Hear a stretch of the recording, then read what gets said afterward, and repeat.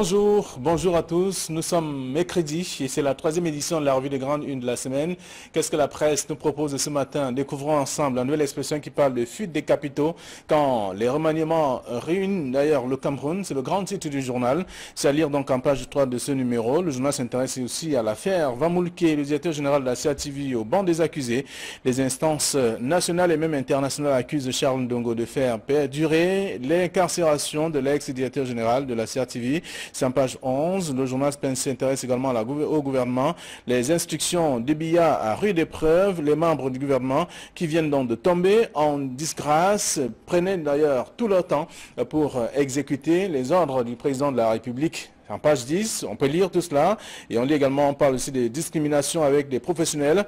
300 ingénieurs exclus du travail, donc c'est à découvrir en page 2 de la nouvelle expression de ce matin.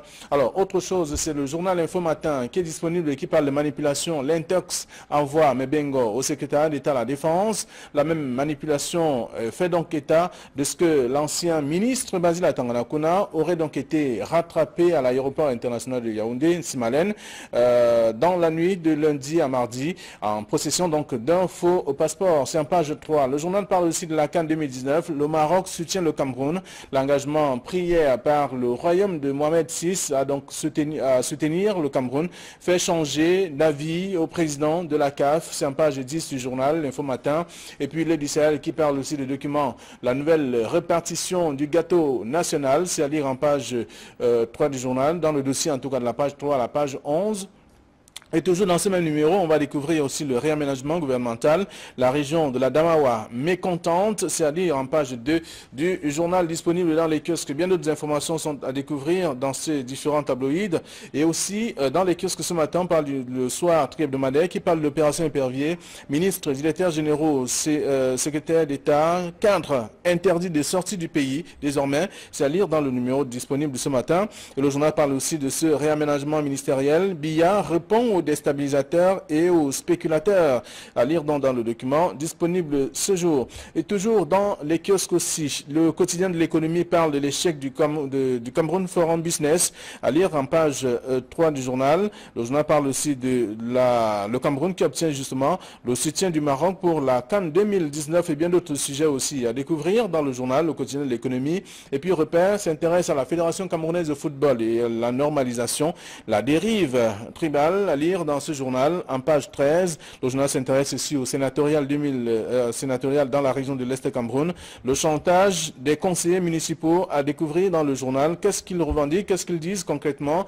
C'est le journal Repère qui nous révèle également les dires de ces derniers. Émergence, le quotidien bilingue qui est disponible aussi s'intéresse cette fois au Sérail. Comment Paul Biya a préparé l'éviction de Mebengo du gouvernement. C'est dans le journal en page 3. Le journal parle aussi de bien d'autres choses avec la société civile qui entre donc dans la danse, dans le cadre bien entendu des conflits que l'on observe dans la plupart des villes camerounaises. C'est dans le journal avec d'autres sujets aussi. Mutation s'intéresse à l'après-réaménagement. À quand le conseil ministériel? C'est la grosse question. L'occasion sera donnée en tout cas au chef de l'État de découvrir les nouveaux ministres et bien entendu certains anciens qui ne maîtrisent pas beaucoup.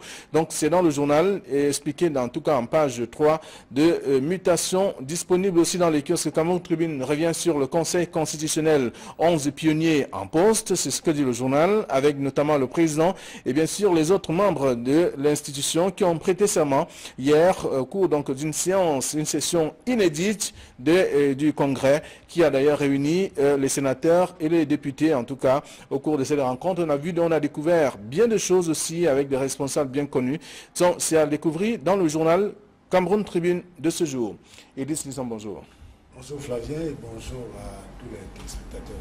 Merci d'être avec nous ce mercredi comme toujours.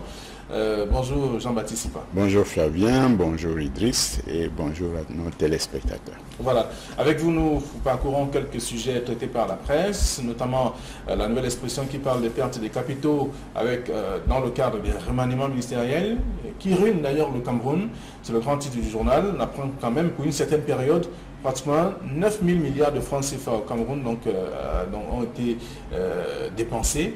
Ça fait quand même beaucoup pour un seul pays. Bien sûr, ça fait une trentaine d'années. Ça fait 2 budgets annuels du Cameroun au chiffre actuel. Bon, sauf que ce n'est pas la seule voie de l'évasion des capitaux. À ça, il faut ajouter les milliards, les centaines de milliards détournés par les ministres eux-mêmes et placés à l'extérieur. Donc, on a fait bien de révéler tout cela. Bien sûr, bon, sauf que ça dure. C'est quelque chose qui ne date pas d'aujourd'hui. Vous-même voyez les dates que donne le journal. C'est-à-dire que c'est répétitif, c'est coutumier en fait, voilà, c'est coutumier. Et ça ne veut pas dire que ça a cessé. Ouais. Alors, le pays est réuni en tout cas par des remaniements, c'est ce que dit le journal, et c'est un expert qui fait d'ailleurs l'analyse de 1970 à 2010, on voit tout cela, et maintenant avec les 34 ans de remaniement aussi, avec 33 remaniements évoqués par le journal, ça fait quand même beaucoup. Oui, Flavien. C'est une étude qui a été menée. C'est une étude d'un think tank, donc des gens qui ont pris le temps de dépouiller et d'analyser ces chiffres. Vous savez, le phénomène est très grave. C'est ça qui a poussé ces intellectuels, ce groupe de recherche à pouvoir regarder. Donc ceci nous démontre tout simplement, Flavien, et ça c'est jusqu'en 2010. De 2010 à aujourd'hui, vous pouvez imaginer, avec le nouveau remaniement, ce que ça va encore causer. Ça, c'est la première question. Deuxième chose, conclusion, et lorsqu'on lit une nouvelle expression, on comprend qu'il faut changer. Il faut complètement changer la ligne. C'est-à-dire qu'il faut une rupture totale de cette manière de faire. Il faut qu'on sorte de ces gouvernements qui sont pléthoriques, où on veut contenter les gens. Et ce n'est pas pour rien que l'heure du Sahel, quand il met la nouvelle répartition du gâteau national, et vous voyez qu'il y a des gens qui disent qu'ils sont mécontents. Pourtant, il y a des gens qui ont des ministres, depuis l'indépendance, on n'a même pas vu une route bitumée arriver là-bas. Donc, je ne sais pas si la fierté des gens doit être qu'on a une élite qui est ministre ou qui est DG, et nous demeurons dans la pauvreté, et on doit applaudir, on doit dire, nous avons le gâteau. Non. Je pense que cette étude de la fuite des capitaux démontre que, et le doyen l'a dit, que c'était une piste parmi tant d'autres, qu'il faut changer radicalement le système.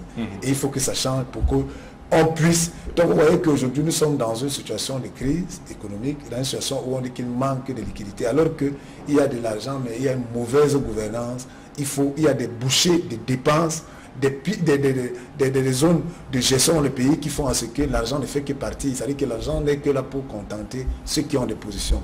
Raison pour laquelle il faut radicalement qu'en 2018, on arrête tout ça et que tout change. Alors, c'est-à-dire quoi? Vous voulez qu'on ne donne plus de l'argent lorsqu'il y a un remaniement ministériel? Non, mais qu'on change d'abord ce système qui crée du fait que les gens doivent danser quand on le nomme, au lieu que les gens doivent se rentrer dans leur coquille pour se dire mais que voilà une responsabilité nouvelle qui arrive, est-ce que je serai à la hauteur? C'est pour cela que les gens ne vont que voler de l'argent. C'est pour ça que l'argent ne peut... Quels sont les avantages? Est-ce qu'on parlait l'autre jour au Cameroun qui parlait du train de vie qui devait être revu? Est-ce que le train de vie va être revu quand on crée encore de nouveaux ministres, alors que là on demande qu'il faut qu'on ramène les ministères à 15 départements ministériels par exemple? Et là on voit qu'on a encore ajouté d'autres ministères, on a réaménagé. Vous voyez, je dis qu'il faut que ce système change radicalement pour qu'on commence à avoir le bouffée d'oxygène. Parce que si il y a que 50 ministres et qu'on revient peut-être à 10 ministres, vous voyez ce qu'on peut récupérer, les sommes d'argent en termes de fonctionnement. Seulement cet exemple, cette caricature. Alors, et on ne voit pas pourquoi un pays comme le Cameroun a 60 ministres, 65 ministres. À quoi ils servent exactement? Le président lui-même l'a reconnu un jour devant Marafa, que dans la soixantaine de ministres, il y avait peut-être 10 ou 15 ministres. Ça veut dire que le Cameroun peut vivre avec 15 ministres maximum. Pourquoi on en a 60? Ils font quoi exactement? C'est une distribution de gâteaux. Et quand on vous nomme, vous arrivez, vous trouvez déjà que tout est prêt pour faire la fête. Alors que vous n'avez pas sorti un franc. Ça veut dire que la nomination d'un ministre a un coût. Et rien que la nomination et son installation, ça a un coût. Et vous voyez que ce gouvernement ne sert à rien puisque le chef de l'État peut nommer un gouvernement et il attend une semaine, un mois, 2 mois avant de tenir un conseil ministériel. Donc, ils ne servent à rien du tout. Ils servent tout simplement à consommer le budget. C'est tout.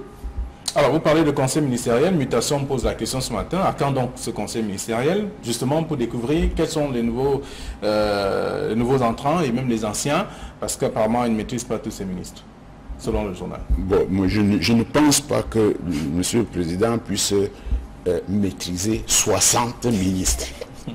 Je crois qu'il a une liste devant lui avec des personnes interchangeables.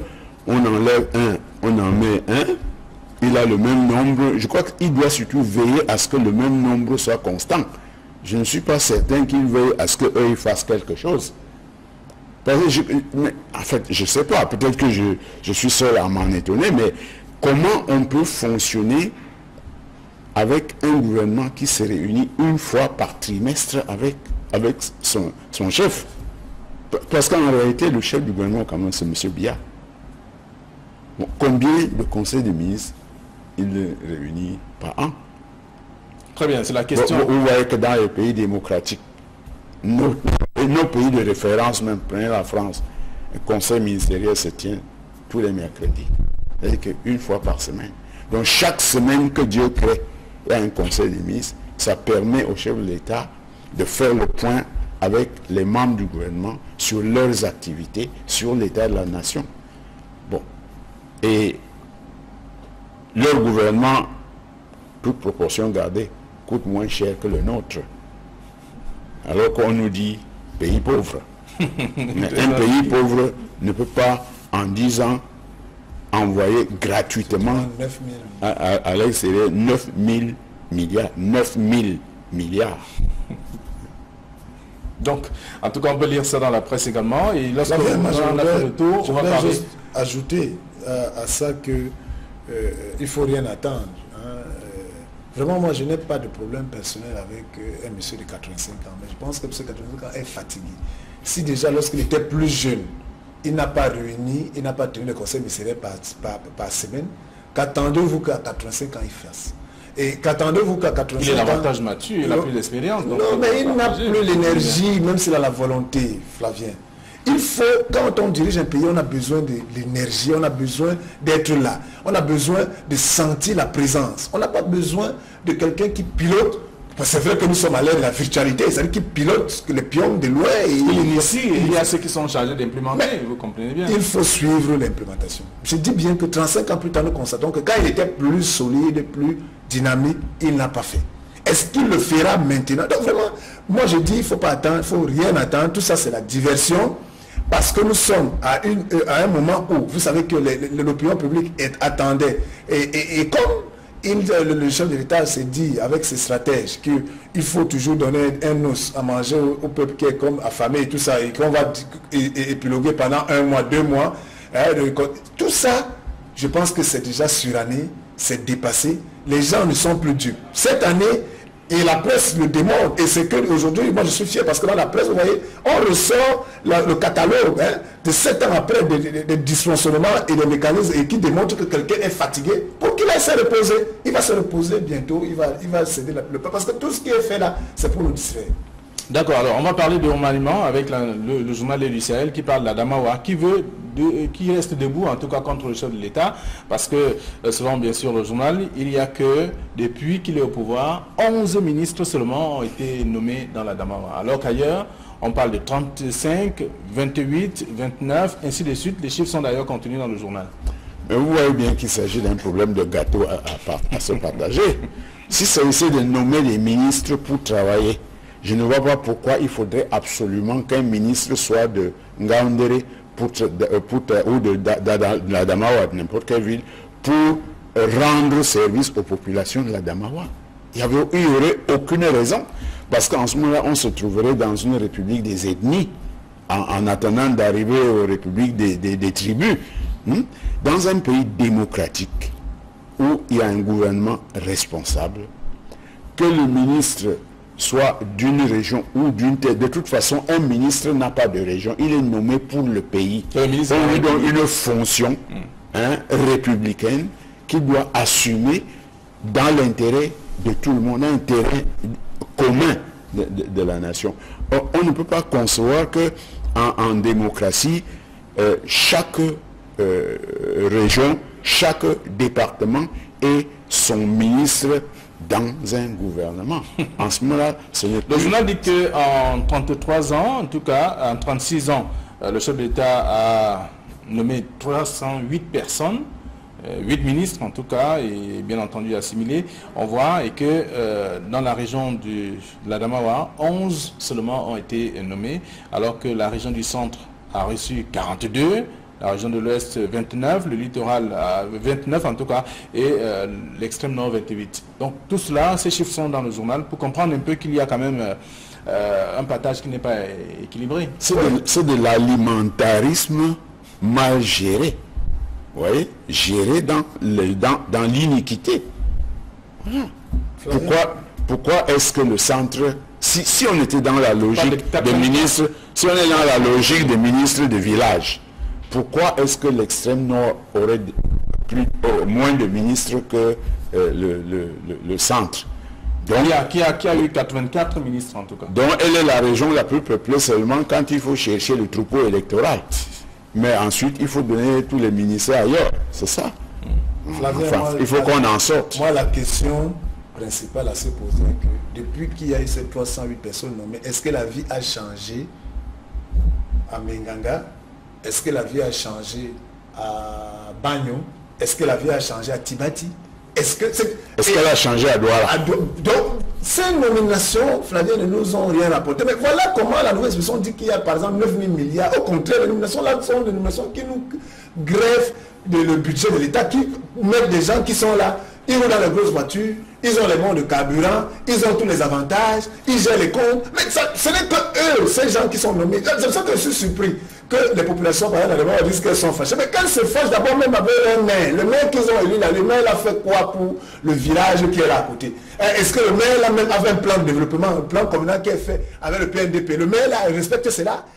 Les conseils municipaux que les populations là votent dans la demande, là, ils ont contre ces conseils municipaux est-ce qu'ils défendent leurs intérêts là d'abord, là, à côté, pour voir que c'est le ministre qui viendra, qui gère un département ministériel pour tout le pays? Non, je dis, soyons sérieux. Non, ils veulent simplement la presse... qu'ils ont aussi un ministre. Non, mais on nous a amené à être justement des gens que, parce qu'on a nommé quelqu'un ministre, tu es content et tu es dans affamé. Mais c'est pas possible. Il faut que les Camerounais arrêtent ces genres de réflexion.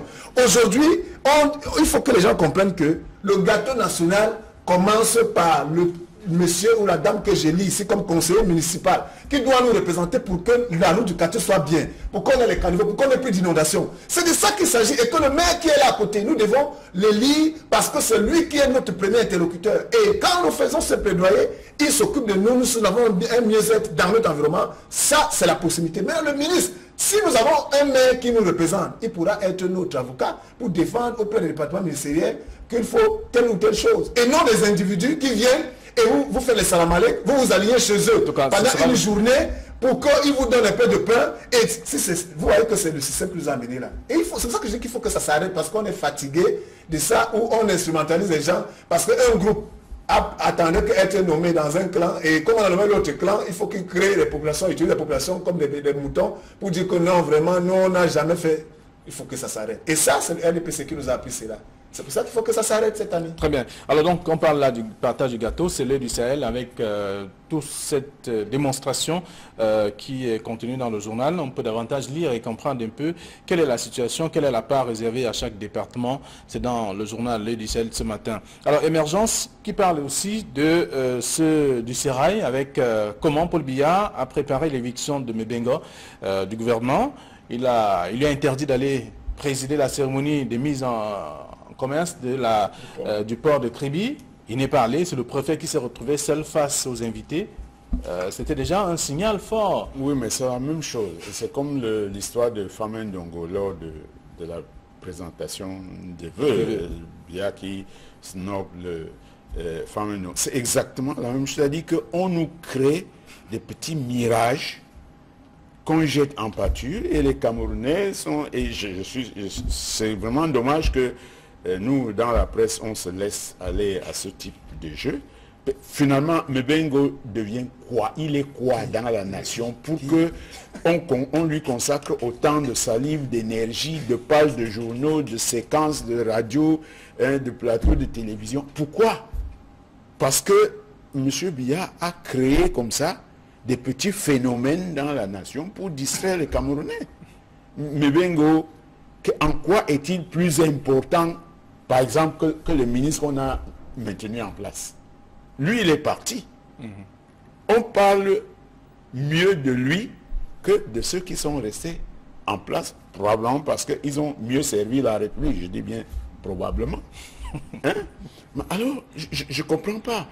pourquoi nos confrères n'analysent pas, par exemple, la permutation entre Motazé et Alamine, qui sera même toujours contre-productive. Voilà, parce que c'est contre-productif. Voilà deux ministres compétents, chacun dans son domaine, que l'on permute gratuitement, sans expliquer exactement pourquoi. Alors, le président des CAM a proposé qu'on revienne à l'ancien système, c'est-à-dire le ministre de l'économie et des finances. Absolument, c'est plus logique. Et si M. Biya voulait écouter les Camerounais, c'est certainement ce qu'il aurait fait. Un ministre de l'économie et des finances est mieux placé pour assurer la cohérence entre la mise en œuvre du budget et le développement de l'économie nationale. Parce qu'il y a un rapport. Il faut quand même que le budget, les investissements publics servent au développement de la production dans le pays. La production est faite par le secteur privé, par les entreprises, et on les coupe du ministère des Finances. Et vous voyez, quand il y a un marché public, l'entreprise qui gagne le marché public préfinance le marché public avec un emprunt bancaire, réalise le marché et va aller attendre 10 mois, 24 mois pour être payé.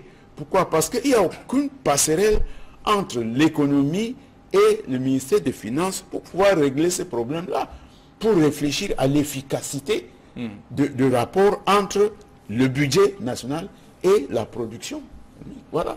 Et M. Biya pense que, en plus de maintenir ce ravin-là, ce clivage-là, il va maintenant permuter les ministres. Je me demande si Alamine a fait un plan de gestion du budget 2018, qu'est-ce qu'il va en faire une fois assis au ministère du Plan? Lui aussi peut-être. Et vice-versa. Donc, alors, on doit lire ça dans le journal Le Quotidien de l'économie et bien sûr d'autres informations, en tout cas, que vous pourrez découvrir dans les kiosques ce matin. On va dire un mot avant de sortir sur le soir hebdomadaire qui parle de l'opération épervier des ministres, les directeurs généraux, les secrétaires d'État et autres qui sont désormais interdits de sortir du triangle national. Flavien, tout ça c'est la distraction. Distraction totale et absolue parce que ne soyez pas surpris, on va toujours... Mais qui distrait qui? C'est la presse? Non, c'est que la presse, c'est ça, comme le doyen disait, la presse tombe dans ce jeu de distraction et de perdre les lecteurs et de perdre les caméras. C'est de ça qu'il s'agit. Aujourd'hui, Flavien, l'intérêt des populations générales est le mieux-être, le mieux vivre. On a arrêté les gens, ils sont en opération épervier, ça nous a apporté quoi? Depuis qu'on a arrêté ces gens, ces gouvernements qui sont au Niouf, ça a apporté, ça a amélioré le climat des affaires, ça a apporté quelque chose dans le panier de la ménagère, ça a fait augmenter les salaires? Rien du tout. Quand on bloque les gens qui ne sont pas le pays, qui ne fassent pas ça. Les économistes disent que le pays est en crise en ce moment. Je dis que ça ne nous apporte rien. Le plus important maintenant, l'objectif, c'est qu'il faut que les choses changent en 2018. C'est de ça que la question. Il ne faut pas que les Camerounais se perdent en conjoncture dans le truc que tel a fait, les choses. Puisque tout le monde a fait le constat qu'on souffre. Tous ces gens qui étaient là ont mal travaillé. Parce que s'ils avaient bien travaillé, on ne serait pas là. Conclusion, qu'ils aillent hors du pays, qu'ils restent là, qu'ils aillent en prison ou pas, nous, ça ne nous intéresse pas. Aujourd'hui, l'intérêt, c'est que ça doit changer. Et c'est de ça qu'il s'agit. Il ne faut pas perdre l'énergie à ça. Donc, pour moi, c'est tout. Vous savez, c'est des insignifiances. Parce que quand on parle de 2 ou 3 ministres à qui on interdit de sortir du pays, vous avez vu combien? 308 ministres. Je suis sûr que parmi les 308 ministres qui sont partis, ceux qui sont restés là, il y a plus de 250 qui devraient se trouver en prison. Et vous croyez que ça change quelque chose quand on dit à 5 ministres de ne pas sortir du Cameroun? D'abord, ils sortaient pour aller faire quoi à l'extérieur? Leur pays, c'est ici. Ils ne sont plus au gouvernement. Donc, on ne peut pas dire qu'ils allaient en mission. Ils s'en vont faire quoi? Ils veulent fuir le pays. Il faut qu'ils restent là. Et surtout que les missions sont désormais contrôlées. C'est le Premier ministre qui l'a dit. Qui sait si ce n'est pas pour ça qu'Alamine a quitté le ministère des Finances? Vous savez qu'on est dans un pays où, quand à bien regarder, on constate que le gouvernement n'est pas au service du pays. Pas du tout. Pas du tout. Et donc, pas du tout. Un gouvernement est au service du chef. Si la politique menée par le ministre des Finances, quelque part, a écorné la volonté du chef, c'est tout à fait normal qu'il l'enlève. Il s'en fout de savoir s'il y a efficacité, si on a fait économie ou pas. L'opération Épervier va bientôt nous coûter aussi 1000 milliards de francs CFA. Sans que quelqu'un ait remboursé 5 francs. Voilà. Oui. Merci.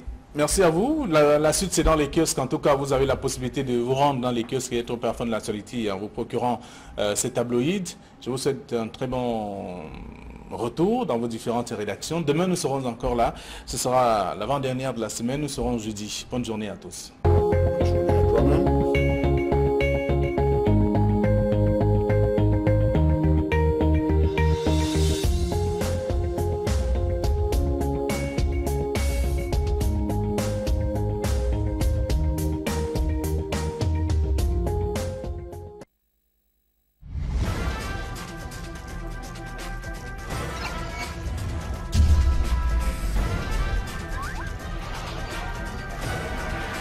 Equinox Télévision, au-delà de l'image, nous rendons compte.